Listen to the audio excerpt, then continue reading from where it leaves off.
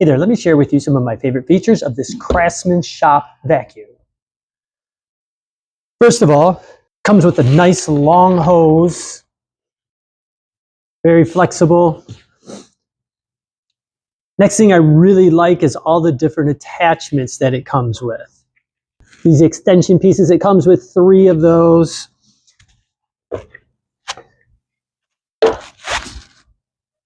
Is this piece right here, which is great for getting it in a very small area or in corners, cracks, things of that nature. And of course, like always, they just slide right on. Then it comes with this small little piece right here, little flat piece. This one's a little bit larger, and the difference is too is this one has this brush, very stiff brush here. And that's great, especially if you're working on a very smooth surface. It helps brush those things up so that it can suck up the debris.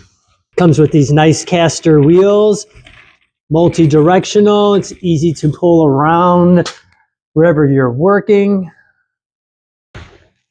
This is both a wet and dry vac. To open, just snap those like so. Can open right up. It comes with this nice cylinder filter, bags here to help collect all the dry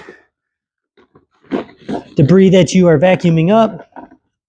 All right, let's see this thing in action.